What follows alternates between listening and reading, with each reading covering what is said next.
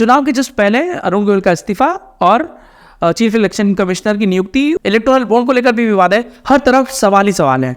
लोकसभा चुनाव एकदम सर पर है और चुनावों के ऐलान के ठीक कुछ दिन पहले ही चुनाव आयुक्त ने इस्तीफा दे दिया है। चुनाव आयुक्त अरुण गोयल, जो कि मुख्य चुनाव आयुक्त के साथ काम कर रहे थे, उनका इस्तीफा देना पूरे देश के लिए चौंकाने वाला था।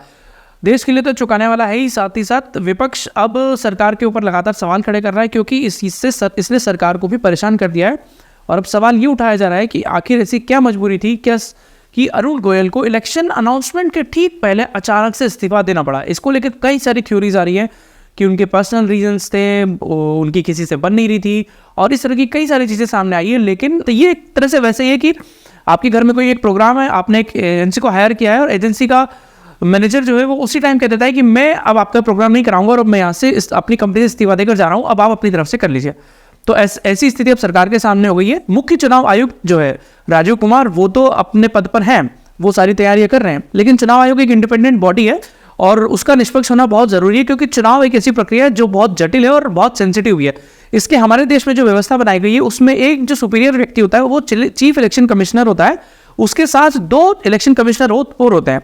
लेकिन ये तीनों जो होते हैं तीनों ही बराबर पावरफुल होते हैं और तीनों का पद एक समान ही होता है। लेकिन किसी एक व्यक्ति को चुना जाना है, इसलिए एक व्यक्ति को चीफ इलेक्शन कमिश्नर बनाया जाता है, जो कि राजीव कुमार है। उन्हीं के साथ 2 लोग और मिलकर काम करते थे, जिसमें अरुण गोयल और अनूप पांडे का नाम है। अनूप पांडे पहले ही रिटायर हो चुके हैं। तो ये जो पूरे 2024 के लोकसभा चुनाव की तैयारियां हैं वो अरुण गोयल और राजीव कुमार दोनों मिलकर कर रहे थे, और जहां दोनों ही साथ कई राज्यों का दौरा कर रहे थे, क्योंकि एक रॉबस्ट तैयारी करनी होती है। इतना बड़ा देश का चुनाव कराना है तो उसके लिए बहुत जटिल प्रक्रियाओं से गुजरना पड़ता है और उन सबकी तैयारियां करनी होती है। ऐसे में अब एक व्यक्ति रिटायर हो चुके हैं और एक ने अचानक से देर रात इस्तीफा दे दिया, तो अब बचे केवल चीफ इलेक्शन कमिश्नर, जो कि राजीव कुमार है। तो ऐसे में अब सबसे बड़ा सवाल सरकार के सामने भी है कि तुरंत उनको 2 चुनाव आयुक्त नियुक्त करने हैं और इस चुनाव की प्रक्रिया को पूरा कराना है। दूसरा कि एक सवाल का सामना करना पड़ेगा कि ऐसी कौन सी मजबूरी थी कि चीफ इलेक्शन कमिश्नर के साथ काम करने वाले व्यक्ति को अचानक से इस्तीफा देना पड़ा। वैसे भी आजकल दूसरों मुद्दों के बजाय इन मुद्दों पर ज़्यादा फोकस करता है कि सरकार ने इंस्टीट्यूशंस पर कब्जा कर रखा है, चाहे वो कोर्ट्स की बात हो, चाहे फिर अलग अलग जो इंडिपेंडेंट बॉडीज है उन पर सरकार के कब्जे की बात वो कहता रहता है, और वो कहता है कि मोदी सरकार इन पर कब्जा करके चला रही है। तो ऐसे आरोप चुनाव आयोग पर भी लगाते रहे ये लोग। आपको पता ही है कि किस तरह से वोटिंग मशीन पर, ईवीएम पर आरोप लगाए हैं, तो उसी तरह से इलेक्शन ऑफिसर्स पर भी आरोप लगाते रहे। लेकिन अब इसको लेकर कई सारी थ्योरी सामने आई हैं, जिसमें 2 थ्योरी सबसे ज़्यादा है। जो पहला तो ये है कि जो उन्होंने कारण बताया कि उनके निजी कारणों से उन्होंने इस्तीफा दिया है, लेकिन इतने बड़े पद पर कोई रहते हुए निजी कारणों से इस्तीफा अचानक से दे दे तो वो बात किसी को भी हजम नहीं होती है। दूसरी थ्योरी जो है वो बहुत इंपॉर्टेंट है और इसका पुराना कनेक्शन भी है। दरअसल कहा यह जा रहा है कि अरुण गोयल जो है उनकी chief election officer Rajiv Kumar से नहीं बन रही थी पिछले लंबे समय से। हालांकि ये मतभेद इतने ज़्यादा भी नहीं थे। वहाँ जो इलेक्शन कमीशन में जो लोग काम करते हैं उनको इस बारे में थोड़ा बहुत पता था कि इन दोनों के बीच में सब कुछ ठीक नहीं चल रहा है, कुछ मुद्दों को लेकर इन दोनों में आपस में असहमति है।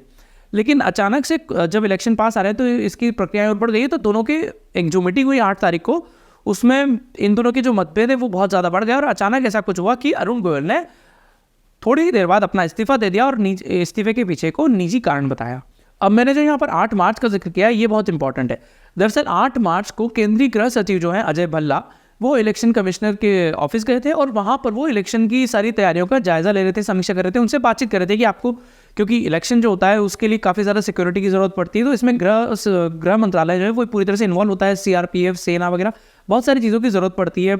तो उसके लिए गृह मंत्रालय और इलेक्शन कमीशन आपस में मिलकर काम करता है। तो उस सारी चीज़ों का जायजा लेने के लिए वो गए थे और उससे मीटिंग हुई थी इन सब चीज़ों को लेकर। और ये जब मीटिंग हुई उसमें अरुण गोयल वहाँ पर नहीं पहुँचे और उसके बाद अचानक उन्होंने देर रात इस्तीफा दे दिया। आश्चर्य की बात यह है कि जितनी चर्चा उनके इस्तीफे की है उतनी ही चर्चा उनकी नियुक्ति की भी हुई थी, और इस पर सुप्रीम कोर्ट ने संज्ञान लिया था। जब वो इलेक्शन कमिश्नर की नियुक्ति की प्रोसेस पर सुनवाई कर रहा था, उस समय उसने कहा था, दरअसल हुआ ये था कि उस टाइम अरुण गोयल ने वीआरएस लिया था और उसके अगले दिन बड़ी तेज़ी से एक ही दिन में नोटिफिकेशन निकालकर उनकी नियुक्ति भी कर दी गई थी और 2027 तक उनकी जो है कार्यकाल था और अगले कुछ महीने बाद वो चीफ इलेक्शन कमिश्नर भी बन जाते, क्योंकि राजीव कुमार का जो रिटायरमेंट होने वाला था, यानी उनके पास 2 साल के आसपास थे जब वो पूरे देश के चीफ इलेक्शन कमिश्नर होते।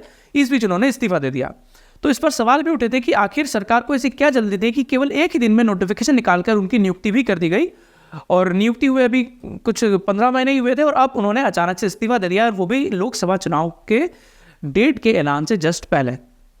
और इसी की वजह से विपक्ष को अब मोदी सरकार पर सवाल उठाने का मौका मिल गया और वो लगातार पूछ रहे हैं। जैसे कांग्रेस ने 3 सवाल खड़े किए। उन्होंने कहा है कि सरकार साफ करे कि क्या अरुण गोयल ने अपने निजी कारणों से इस्तीफा दिया है, या फिर उन्होंने कोई मतभेद के कारण इस्तीफा दिया है, या फिर वो कोलकाता के जो एक हाईकोर्ट के जज हैं वो अब जिस तरह से चुनाव लड़ने वाले हैं उस तरह से क्या अरुण गोयल भी अब चुनाव लड़ेंगे, इसकी वजह से उन्होंने इस्तीफा दिया है। इसको लेकर लगातार अब विपक्ष सरकार से सवाल पूछ रहा है। इसी कारण कहीं ना कहीं थोड़ी मुश्किल या परेशानी सरकार के लिए खड़ी हो सकती है। वैसे कोई इतना बड़ा मुद्दा बना नहीं है, क्योंकि मैंने देखा है कि इतनी ज़्यादा रिपोर्ट्स इसको लेकर कोई पब्लिश नहीं हुई है और इतना बड़ा मुद्दा बना नहीं है। सरकार के पास 15 मार्च तक का समय है, उसके बाद उसी तक में उनको 2 इलेक्शन कमिश्नर नियुक्त करने हैं, क्योंकि इतनी बड़ी प्रोसेस को निपटाना कोई आसान काम नहीं होगा अकेले राजीव कुमार के लिए। तो सरकार के पास एक बड़ा चैलेंज है और उनको जिस तरह से अरुण गोयल की नियुक्ति इतनी तेज़ी में की थी, उतनी ही तेज़ी से अब 2 नए चुनाव आयुक्त की नियुक्ति करनी होगी।